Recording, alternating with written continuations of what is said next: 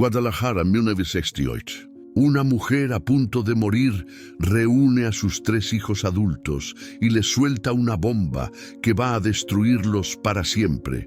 Uno de ellos no es hijo de su difunto marido, sino de un hombre rico y poderoso con quien tuvo un romance secreto durante años. Pero hay un detalle que lo cambia todo. Se niega a decir cuál de los 3 es el hijo del millonario. Lo que viene después es una espiral de ambición, paranoia y violencia que va a terminar de la peor manera posible. Antes de comenzar, déjame decirte algo. Si disfrutas este tipo de historias, deja el like ahí abajo para que el canal siga creciendo. Suscríbete para no perderte ningún video nuevo y comenta de qué país nos estás viendo. Así puedo conocer mejor quién está del otro lado de la pantalla y seguir trayendo contenido que realmente te guste. Esta historia que vas a escuchar hoy no es fácil de digerir. Es sobre cómo un secreto puede convertirse en veneno, sobre cómo la ambición puede transformar hermanos en enemigos y sobre cómo a veces la verdad no nos libera, sino que nos destruye.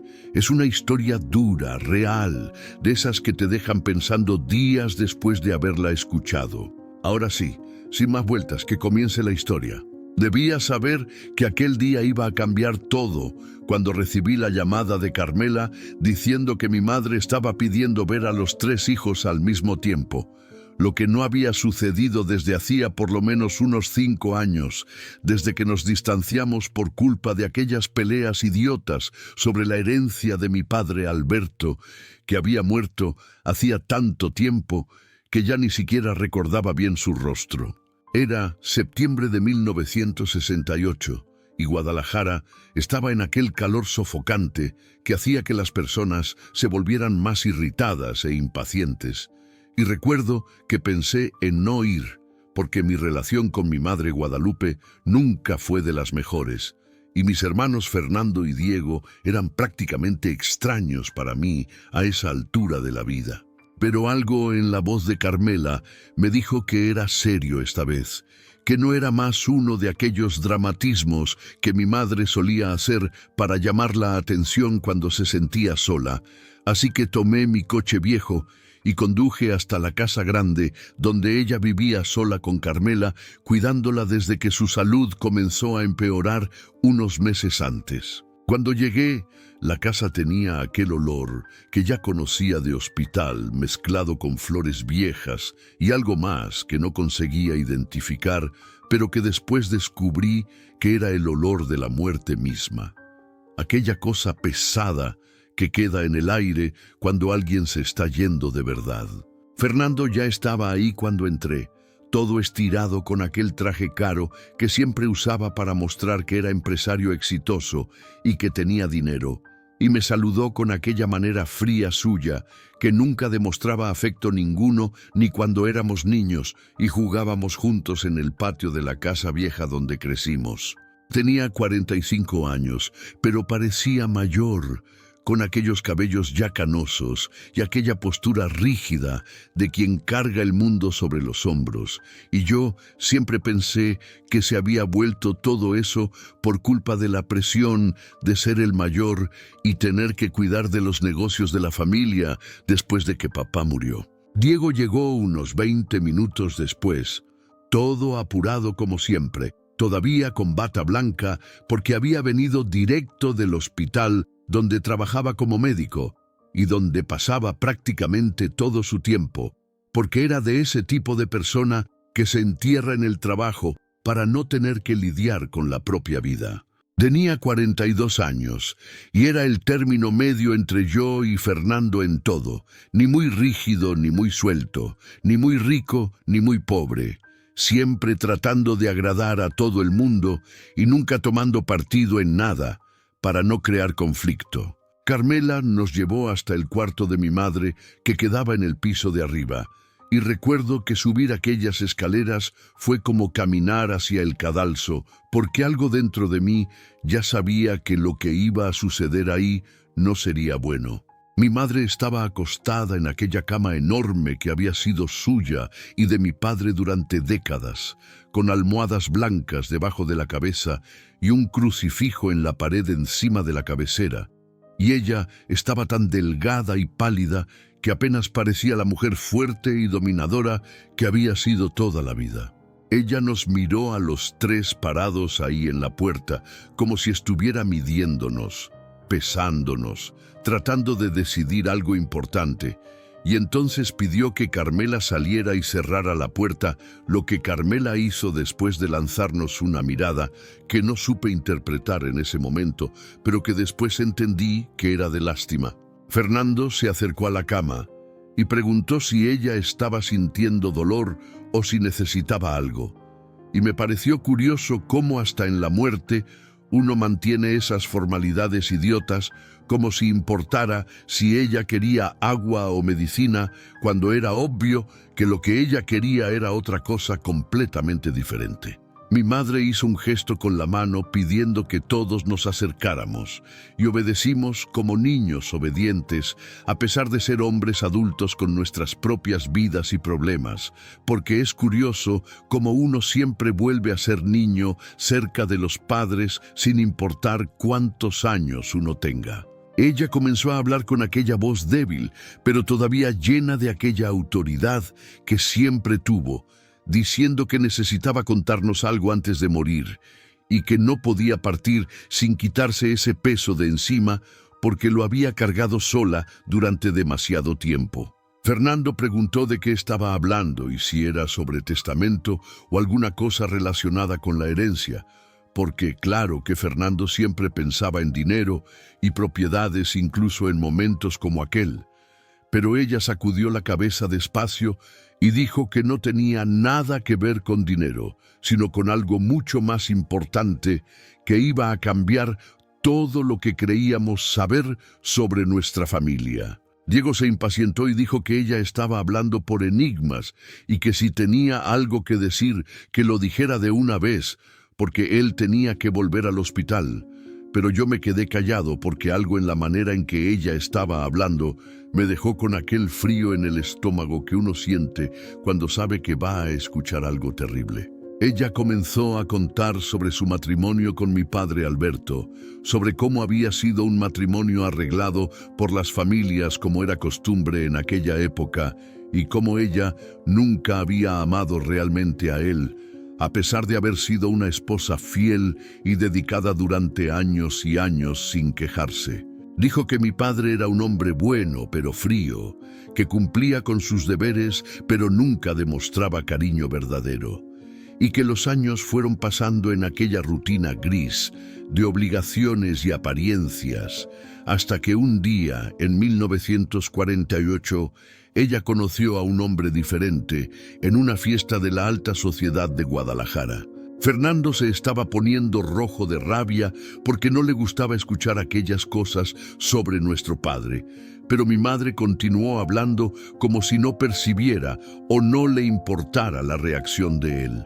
Ella dijo que el nombre del hombre era Rafael y que era muy rico y poderoso, dueño de tierras y negocios por toda la región, y que había sido imposible no enamorarse de él porque era todo lo que mi padre no era, lleno de vida y pasión e interés genuino por ella como mujer y no apenas como esposa y madre de sus hijos. Dijo que el romance duró 7 años, escondido de todo el mundo, encuentros secretos en lugares donde nadie los conocía, cartas intercambiadas a través de intermediarios de confianza, momentos robados de felicidad en medio de una vida que era básicamente una mentira.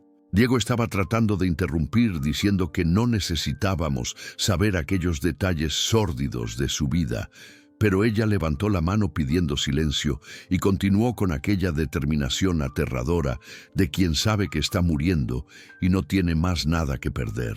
Y entonces ella dijo la cosa que cambió todo. Las palabras que nunca voy a olvidar mientras viva porque destruyeron no solo nuestra familia, sino también quien yo pensaba que era. Ella dijo que uno de nosotros 3 no era hijo de Alberto, que uno de nosotros era hijo de Rafael.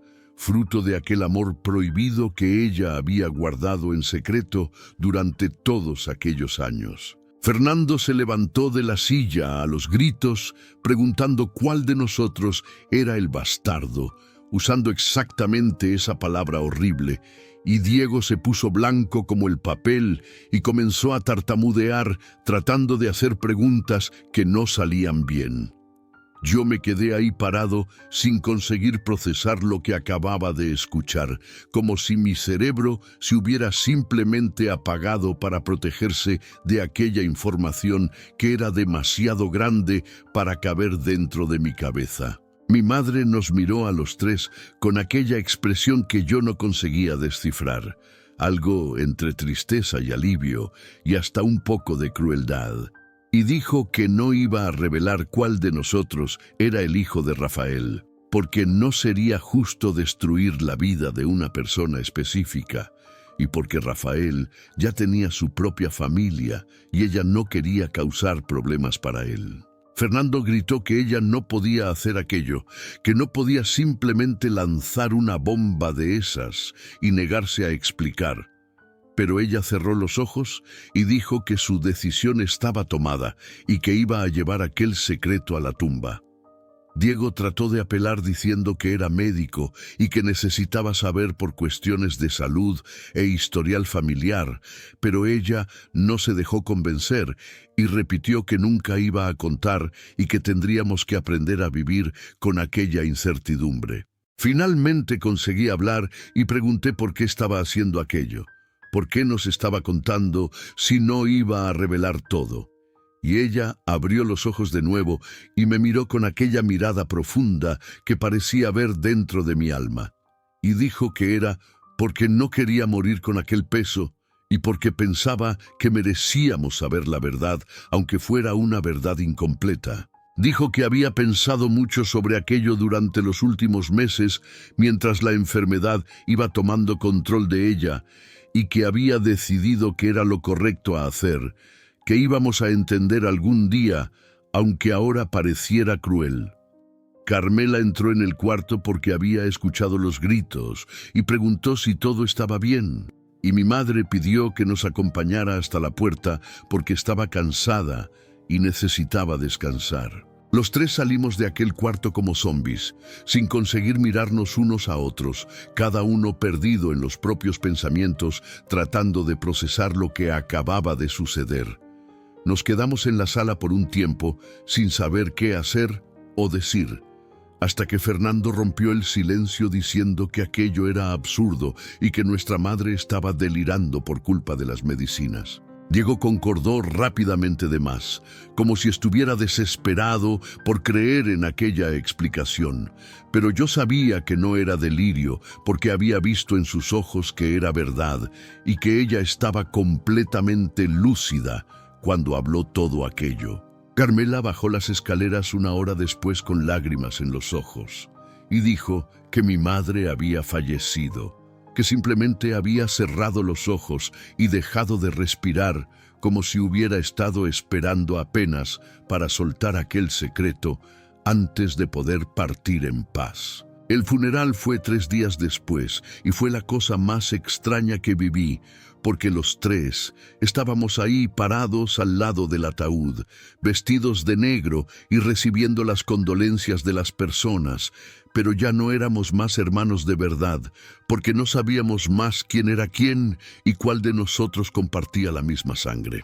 Las personas comentaban cómo parecíamos unidos en el dolor, pero la verdad era que cada uno estaba mirando a los otros dos y preguntándose quién era el diferente, quién era el impostor, quién no pertenecía realmente a aquella familia. Después del funeral, las cosas se volvieron todavía más extrañas, porque cada uno de nosotros volvió a su vida, pero ahora cargando aquella duda terrible que no nos dejaba en paz ni por un minuto.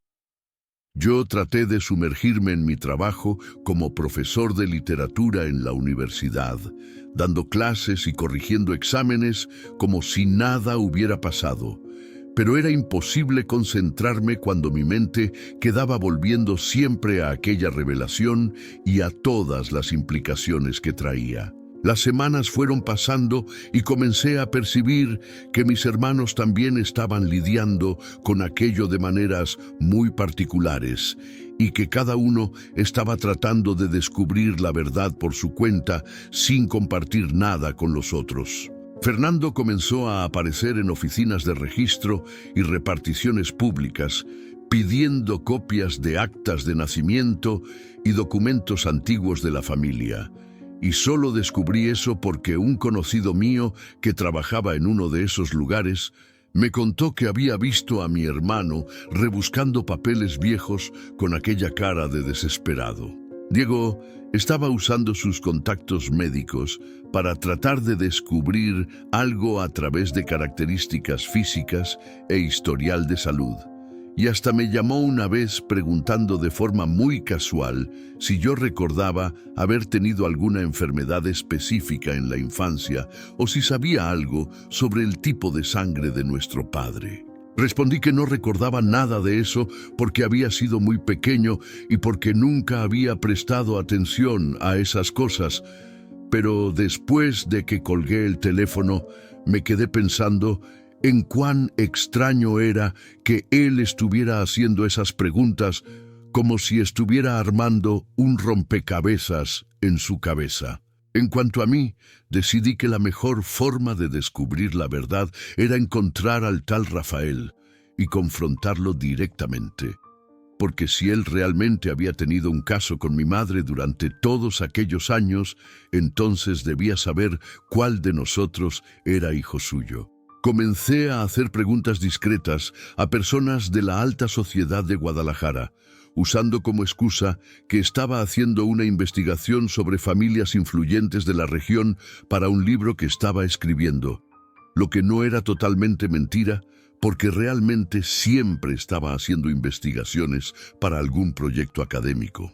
Descubrí que Rafael todavía estaba vivo y viviendo en una mansión enorme en las afueras de la ciudad, que tenía alrededor de 70 años y que se había casado con una mujer de la alta sociedad y tenía 3 hijos legítimos que eran todos adultos y bien establecidos en sus carreras. La ironía de que él tuviera 3 hijos, así como mi madre, no pasó desapercibida para mí y me quedé imaginando si él sabía cuántos hijos realmente tenía en el mundo o si mi madre había sido apenas una entre varias amantes que tuvo a lo largo de su vida. Estaba en la biblioteca de la universidad, investigando un día, cuando encontré una caja vieja de pertenencias de mi madre que Carmela me había dado, diciendo que tenía algunas cosas que tal vez yo quisiera guardar. Dentro de la caja había fotos antiguas, algunos documentos sin importancia y en el fondo, escondidas debajo de un pañuelo bordado, había un mazo de cartas amarillentas por el tiempo y atadas con una cinta roja descolorida. Las cartas eran de Rafael para mi madre y databan de los años entre 1948 y 1955, exactamente el período que ella había mencionado cuando contó sobre el caso de ellos. Leí todas aquellas cartas con el corazón latiendo fuerte en el pecho, porque eran cartas de amor intensas y apasionadas donde él hablaba sobre los encuentros secretos de ellos y sobre cómo ella era la única persona que realmente lo entendía y lo hacía sentir vivo. En algunas cartas, él mencionaba tener miedo de que el marido de ella descubriera y en otras hablaba sobre cómo sería diferente si pudieran vivir aquel amor abiertamente sin tener que esconderse. Pero en ninguna de las cartas él mencionaba nada sobre embarazo o sobre un hijo, lo que me dejó frustrado porque estaba esperando encontrar alguna pista definitiva ahí en aquellas páginas antiguas. Pensé en mostrar las cartas a mis hermanos, pero algo me hizo guardar aquel descubrimiento solo para mí. Tal vez porque estaba comenzando a percibir que aquella búsqueda por la verdad se había transformado en una competencia silenciosa entre los 3, y que cada información era una ventaja sobre los otros. Fue más o menos en esa época que comencé a recibir llamadas extrañas en medio de la noche, siempre de teléfonos públicos diferentes, donde alguien se quedaba en silencio del otro lado de la línea y después colgaba sin decir nada. Primero pensé que eran bromas, pero después comencé a desconfiar que era uno de mis hermanos tratando de intimidarme o vigilarme de alguna forma. Y aquello me dejó paranoico al punto de comenzar a mirar por encima del hombro cuando estaba caminando en la calle. La situación se puso todavía peor cuando descubrí a través de Carmela que Fernando había ofrecido dinero para que ella contara todo lo que sabía sobre el caso de mi madre con Rafael, y que él había prometido una suma significativa si ella revelaba cuál de los hijos era el verdadero hijo del hombre rico. Carmela juró para mí que no sabía nada porque mi madre nunca le había contado. Pero el simple hecho de que Fernando estuviera dispuesto a sobornar personas mostraba cuánto aquello se había apoderado de él y cuánto estaba desesperado por descubrir la verdad. Acordé un encuentro con mis dos hermanos en un restaurante discreto en el centro de Guadalajara, porque pensé que necesitábamos conversar sobre todo aquello antes de que las cosas se salieran completamente de control. Fernando llegó atrasado y de mal humor. Diego estaba nervioso de más y se quedaba tocando las servilletas sin parar. Y yo traté de comenzar la conversación diciendo que aquella situación nos estaba destruyendo y que necesitábamos encontrar una manera de lidiar con ella juntos en vez de que cada uno investigara por su cuenta. Fernando me cortó, diciendo que no había nada que conversar y que cada uno tenía el derecho de buscar su propia verdad, y Diego concordó diciendo que no se podía simplemente fingir que nada había pasado y volver a ser una familia feliz cuando claramente uno de nosotros no era realmente hermano de los otros. Argumenté que no importaba quién era hijo de quién, porque habíamos crecido juntos y compartido la misma infancia y las mismas experiencias. Pero Fernando dio una risa amarga y dijo que yo estaba siendo ingenuo si pensaba que la sangre no importaba. Fue cuando cometí el error de mencionar que había encontrado las cartas de Rafael para nuestra madre, porque pensé que aquella información podría ayudarnos de alguna forma a entender mejor lo que había pasado entre ellos. Pero la reacción de mis hermanos fue completamente diferente de lo que esperaba, con Fernando poniéndose furioso y acusándome de haber escondido evidencias importantes y Diego queriendo saber por qué yo no había compartido aquello antes y qué más estaba escondiendo de ellos. La discusión escaló rápidamente con los tres, hablando al mismo tiempo y levantando la voz en medio del restaurante, hasta que el gerente vino a pedir que nos calmáramos o tendríamos que salir.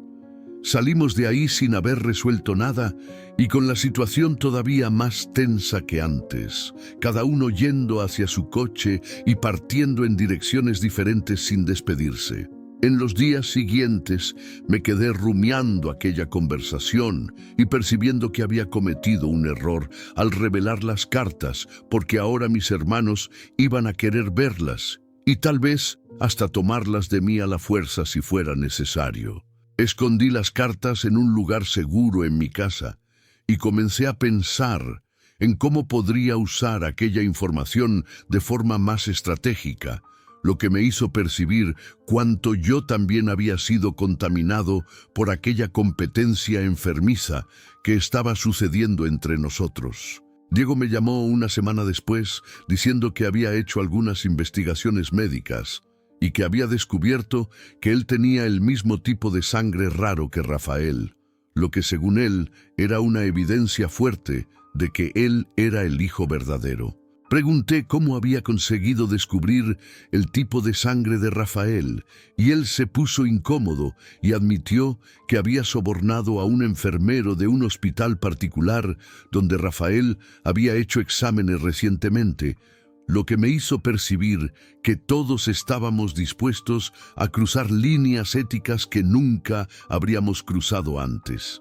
Pero cuando mencioné aquello a Fernando algunos días después, él rió y dijo que tipo de sangre no probaba nada concluyente porque había millones de personas con el mismo tipo y que aquello era solo Diego tratando de convencerse de algo que quería que fuera verdad. Fernando tenía su propia teoría basada en fechas y documentos que había encontrado, diciendo que por los registros de viajes de nuestro padre Alberto, en ciertas épocas del año, era imposible que fuera el padre de Diego porque estaba fuera del país en los meses cruciales de la concepción.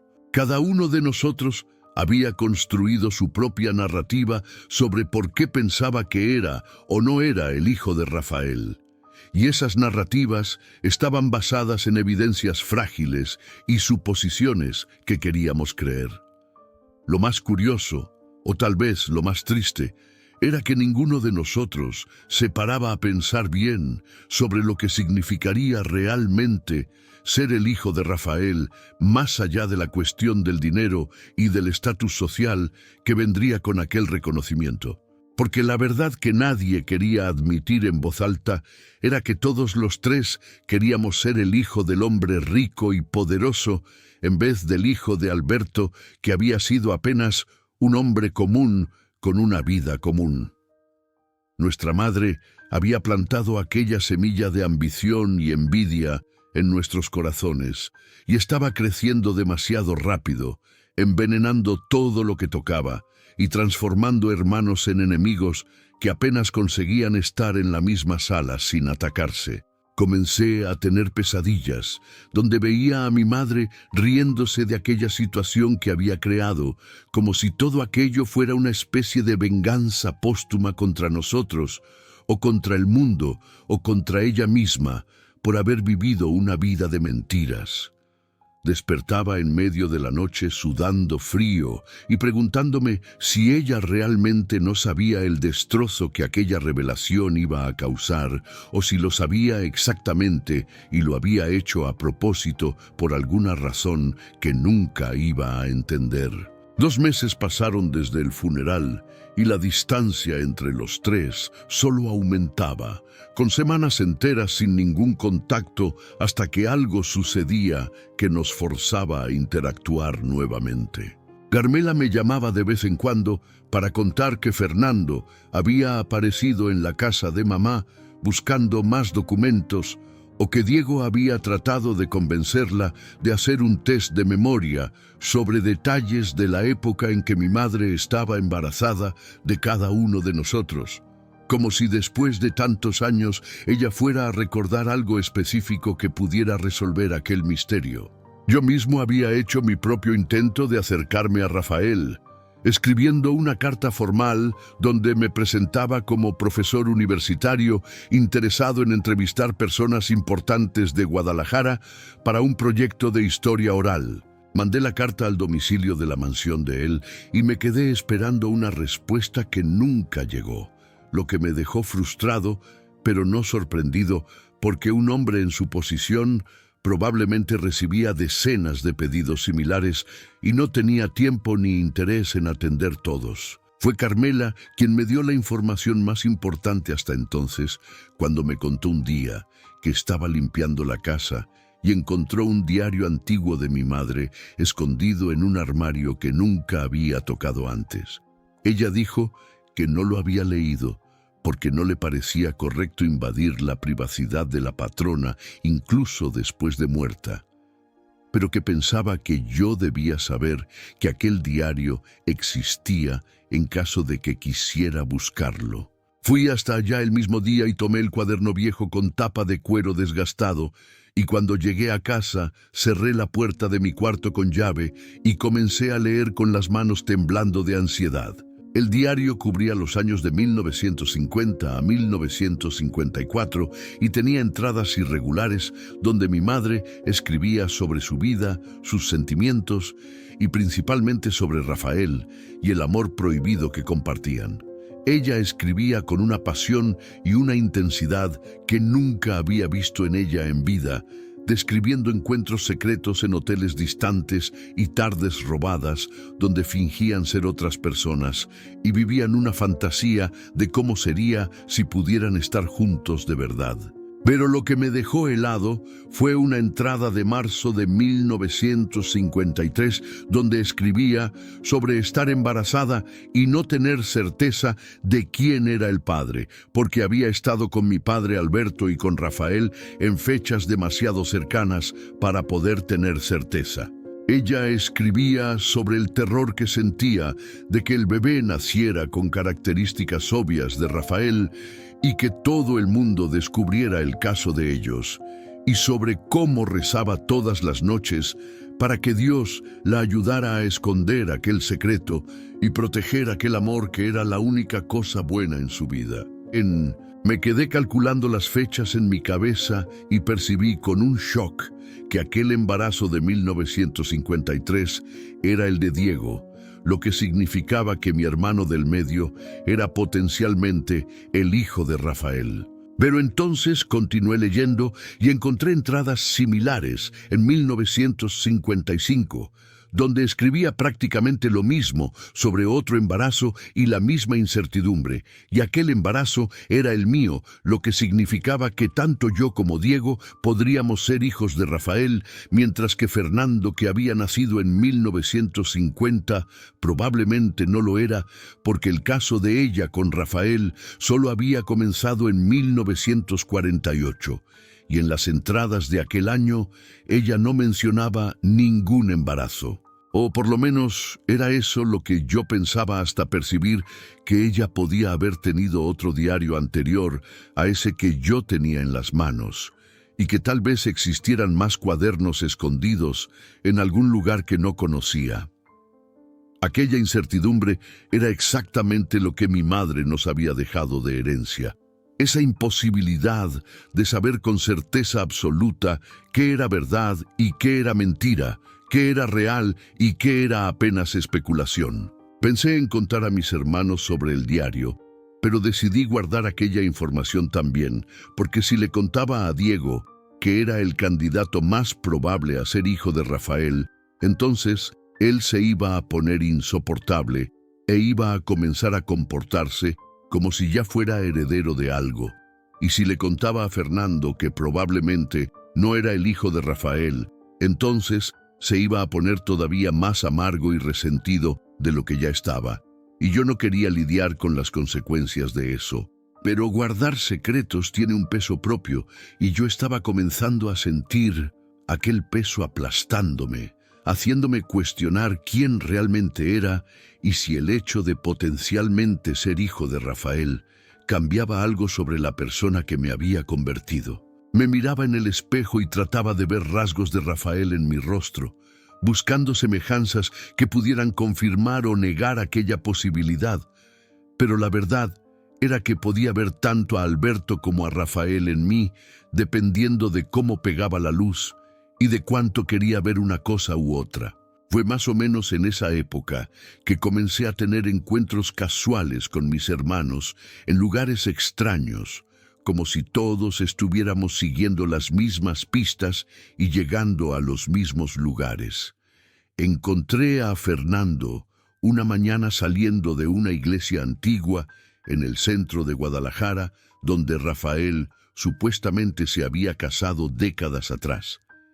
Y cuando pregunté qué estaba haciendo ahí, dio una excusa ridícula sobre estar buscando a un amigo. Diego apareció en la universidad donde yo trabajaba, diciendo que estaba interesado en dar conferencias sobre medicina para los alumnos. Pero yo sabía que aquello era mentira y que estaba ahí para vigilarme o para tratar de descubrir lo que yo estaba haciendo.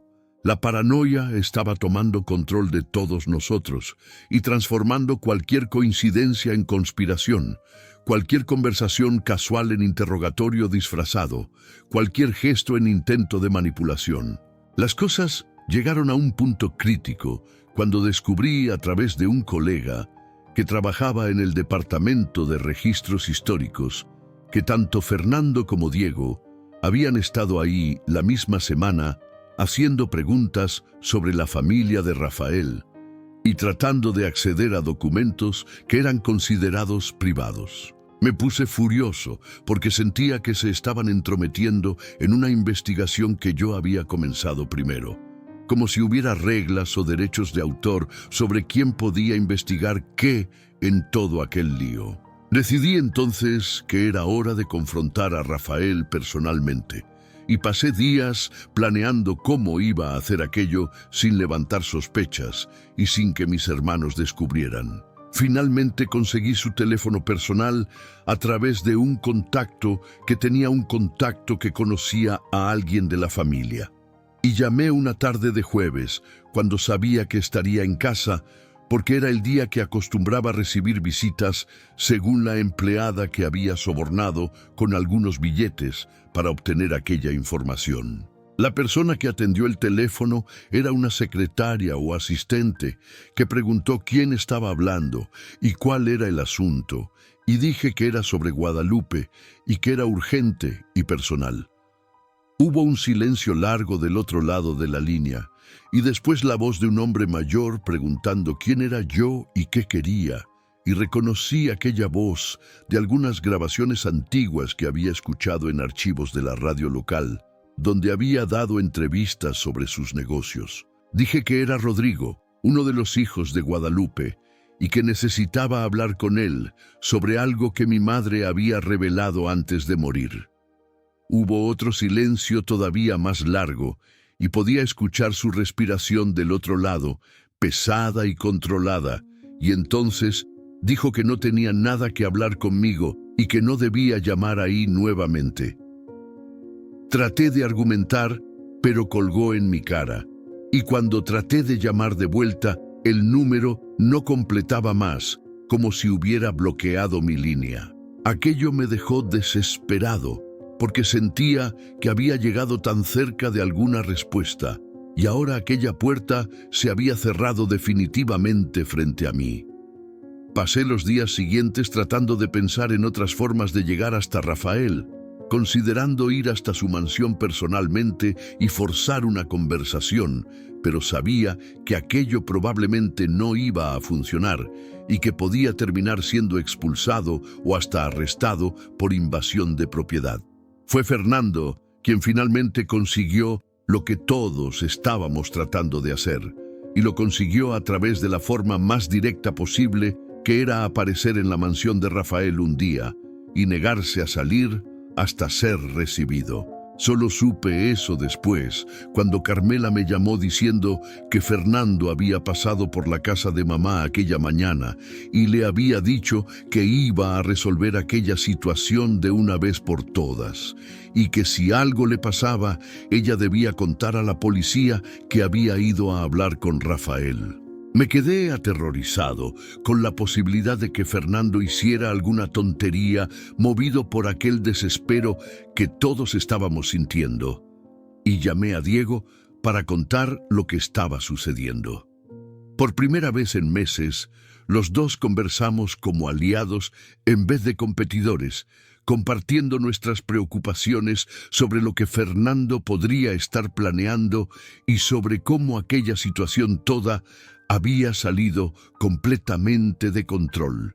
Diego sugirió que fuéramos juntos hasta la casa de Rafael para tratar de interceptar a Fernando antes de que hiciera algo irreversible.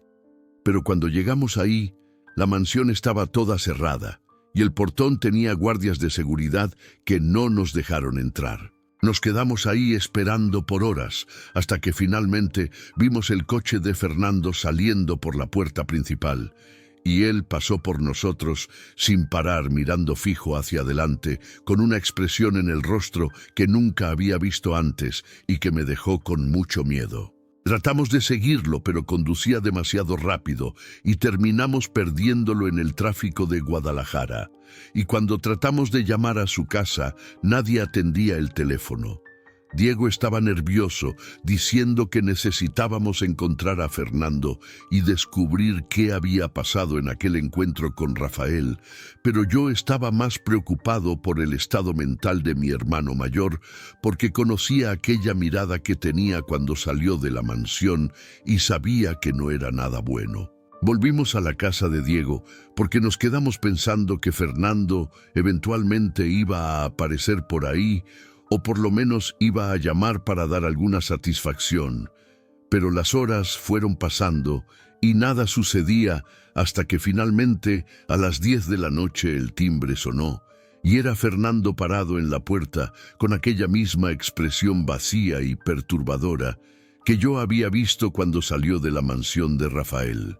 Diego lo dejó entrar y los dos nos quedamos ahí esperando que dijera algo, pero él apenas se sentó en el sofá y se quedó mirando a la nada como si estuviera procesando algo demasiado grande para ser puesto en palabras. Finalmente rompí el silencio y pregunté qué había pasado en el encuentro con Rafael. Y Fernando me miró con aquellos ojos llenos de una rabia fría que era mucho peor que si estuviera gritando o rompiendo cosas. Dijo que había conseguido entrar en la mansión después de hacer un escándalo en la puerta y amenazar con llamar a la prensa para contar sobre el caso de Rafael con nuestra madre, lo que había hecho que los guardias se pusieran nerviosos lo suficiente como para llamar al patrón y preguntar qué hacer. Rafael había acordado recibir a Fernando, pero apenas para hacerlo callar y evitar un escándalo público. Y habían conversado por casi una hora en una biblioteca enorme, llena de libros antiguos y objetos caros que mostraban la riqueza y el poder de aquel hombre.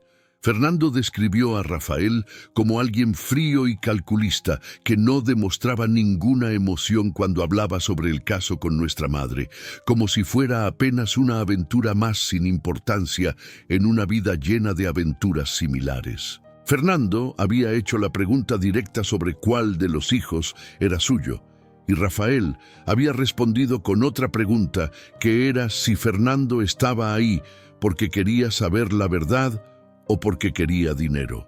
Fernando dijo que se había sentido ofendido y respondido que estaba ahí por la verdad y por el honor de la familia.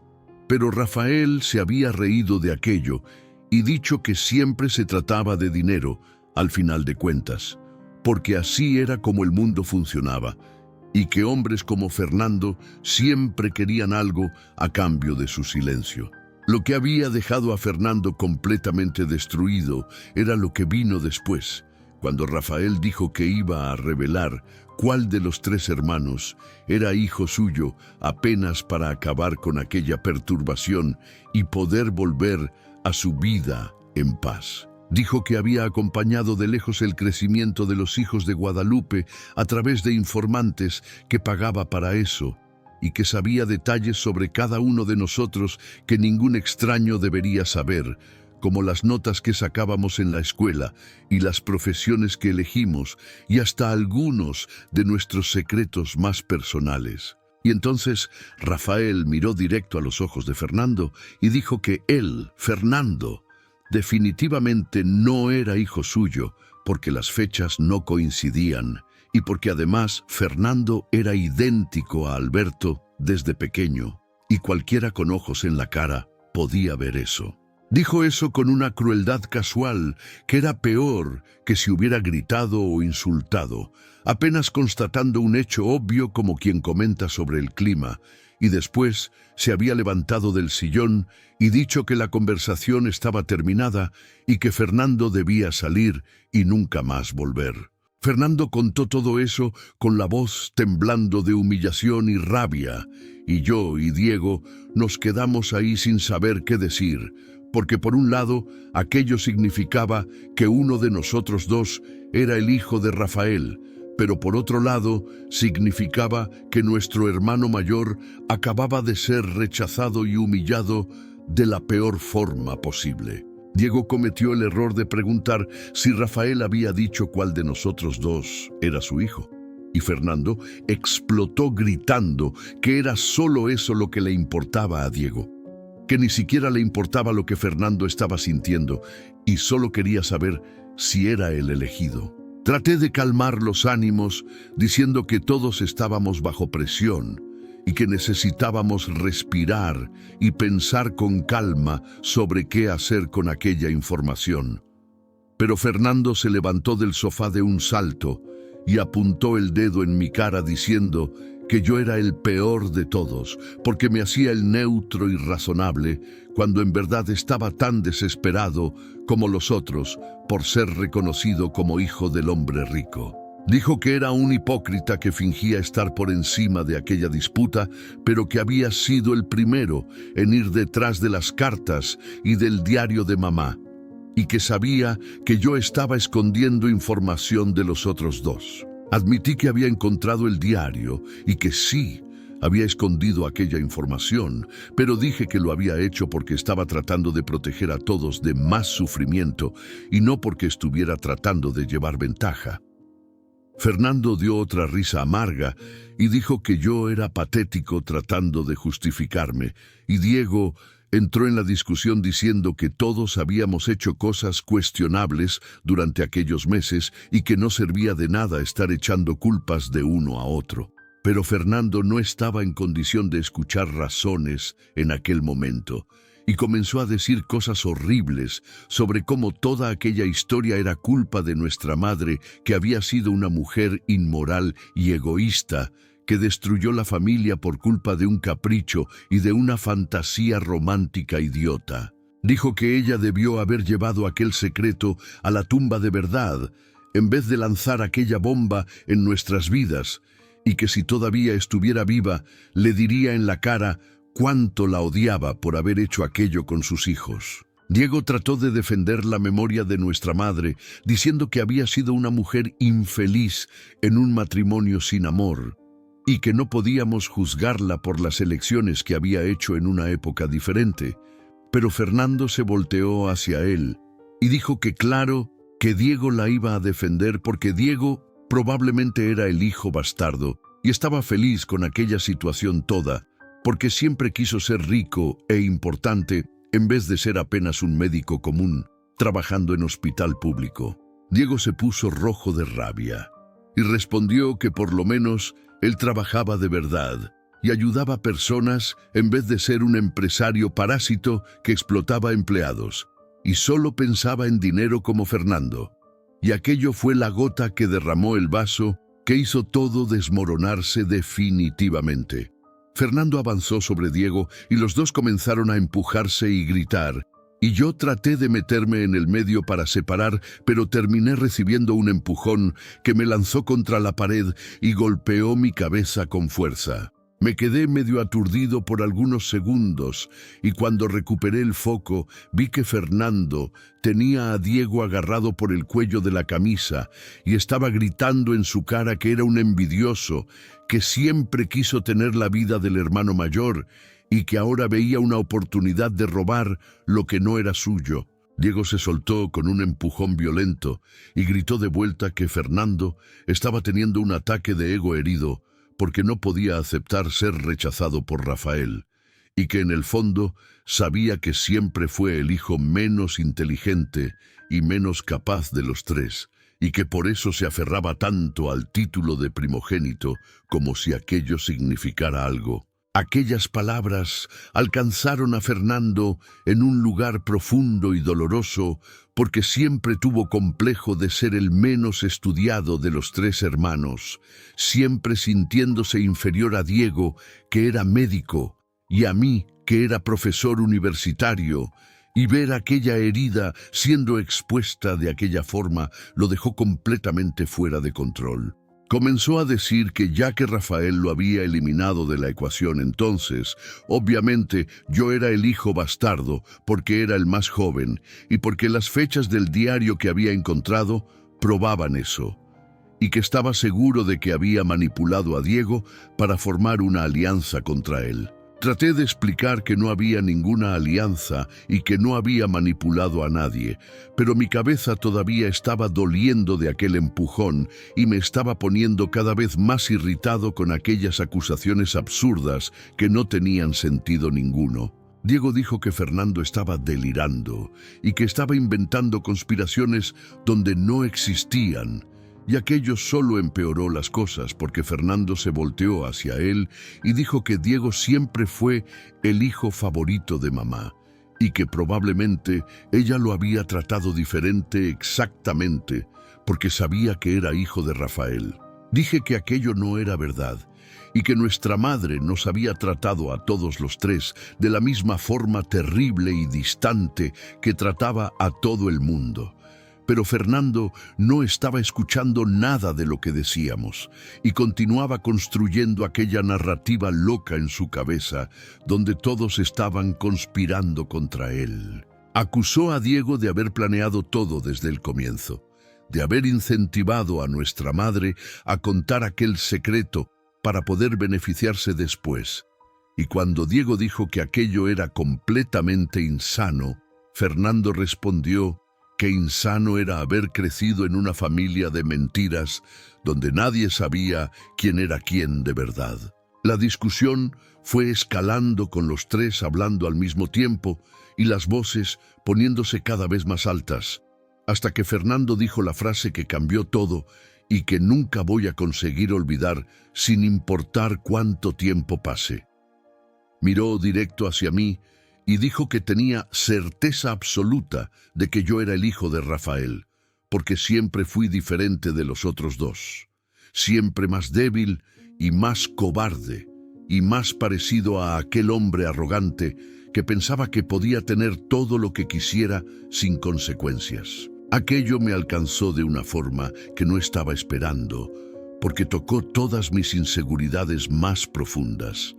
En todos los momentos de mi vida en que me había sentido diferente y desplazado de la familia, y algo dentro de mí simplemente se quebró.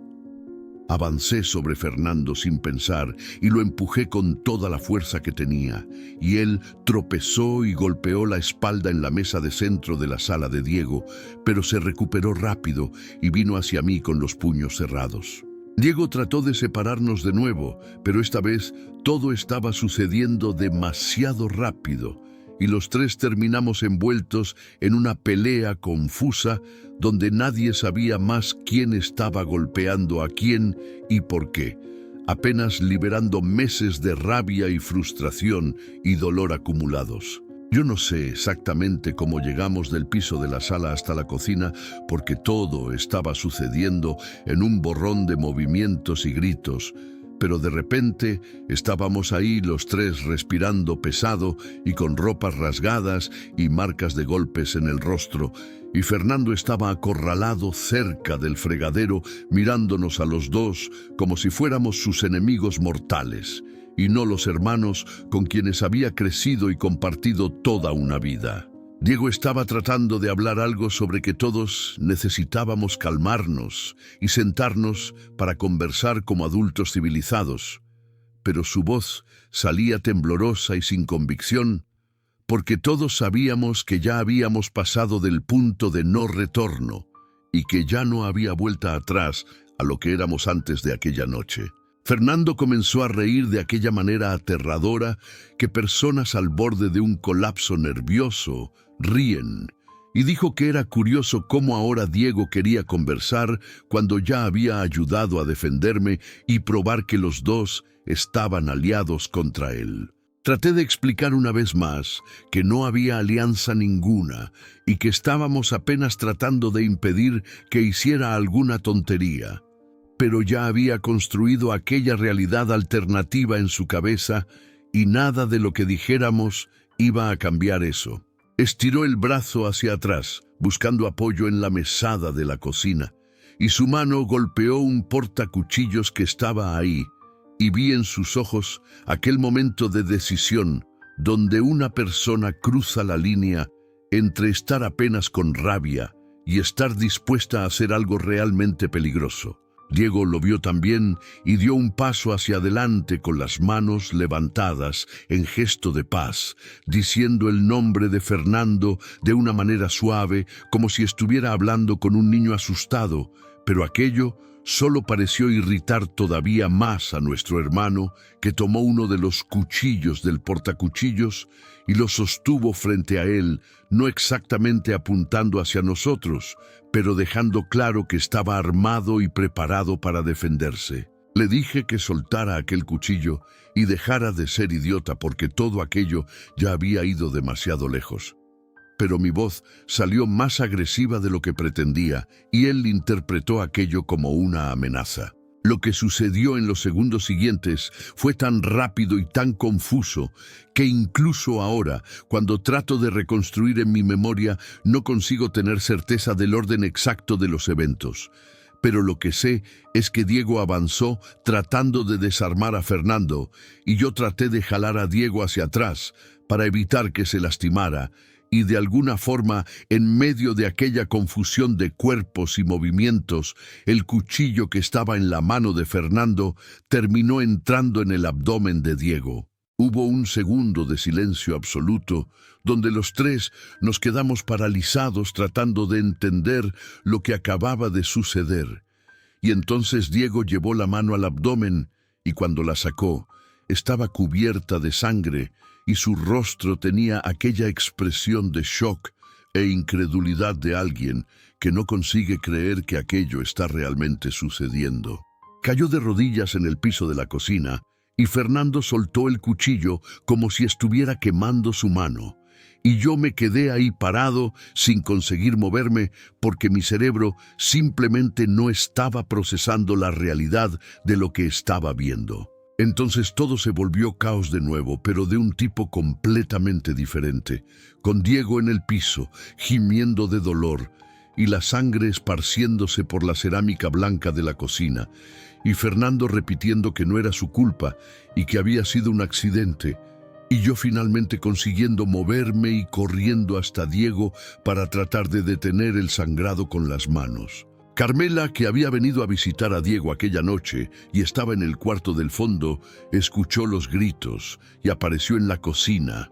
Y cuando vio la escena comenzó a gritar también y salió corriendo para llamar a la ambulancia y a la policía. Estaba arrodillado al lado de Diego, tratando de mantener presión en la herida como había visto en películas, pero la sangre continuaba saliendo entre mis dedos y él se estaba poniendo cada vez más pálido y su respiración se estaba volviendo irregular.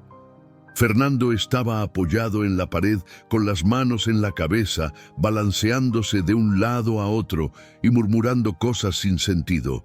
Y en algún momento simplemente salió corriendo de la casa y escuché su coche arrancando y saliendo a alta velocidad.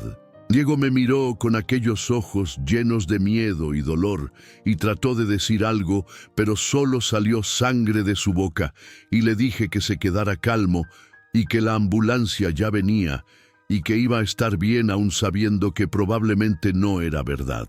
Apretó mi mano con una fuerza sorprendente considerando su estado y consiguió susurrar algunas palabras que tuve que inclinarme para escuchar.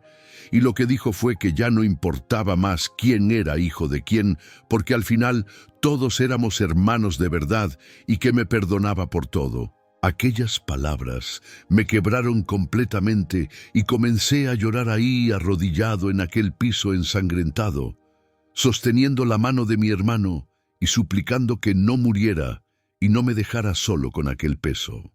La ambulancia llegó después de lo que parecieron horas, pero probablemente fueron apenas 15 o 20 minutos, y los paramédicos me apartaron de Diego y comenzaron a trabajar en él tratando de estabilizarlo para el transporte, y vi en sus rostros que la situación era demasiado grave y que las chances no eran buenas. La policía llegó junto con la ambulancia y comenzó a hacer preguntas que apenas conseguía responder porque estaba en estado de shock.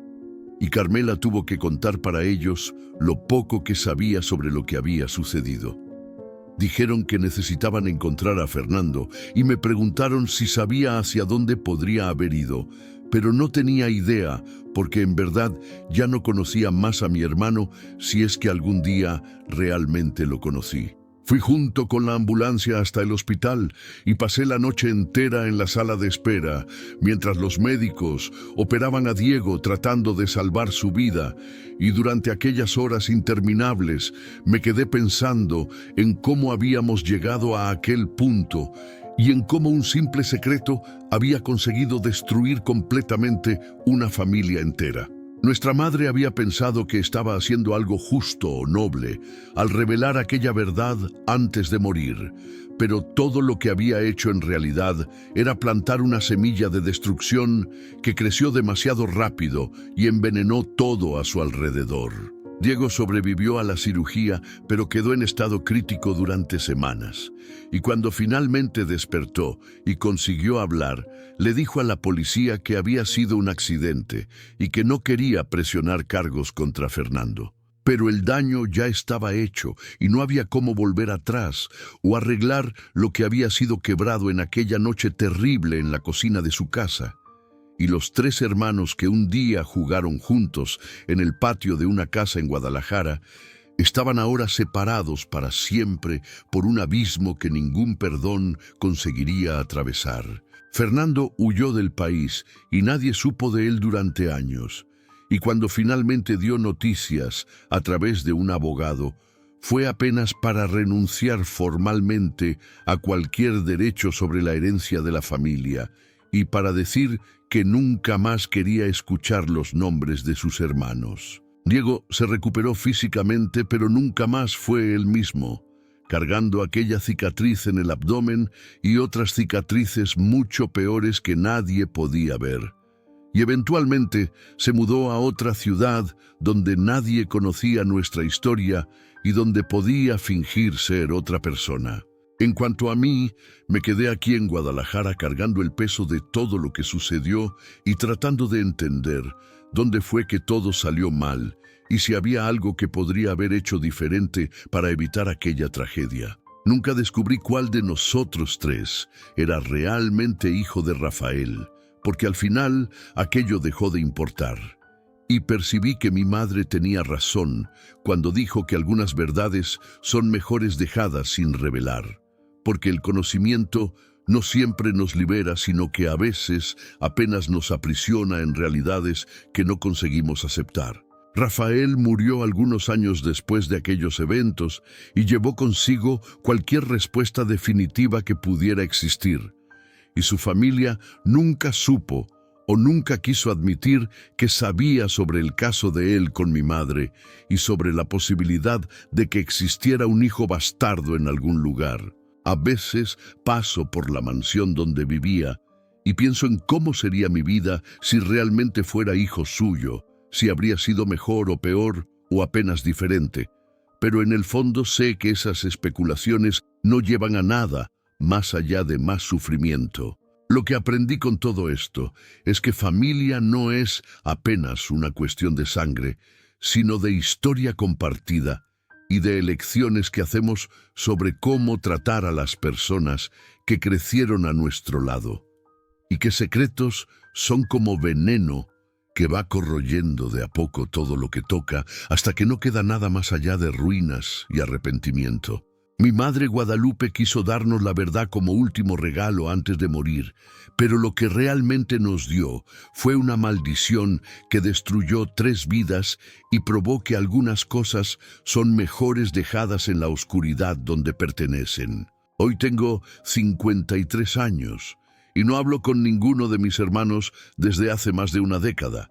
Y cuando pienso en aquella tarde de septiembre de 1968, cuando recibí la llamada de Carmela, me pregunto qué habría sucedido si simplemente hubiera decidido no ir, si hubiera ignorado aquel pedido final de mi madre y continuado con mi vida sin saber de aquel secreto terrible.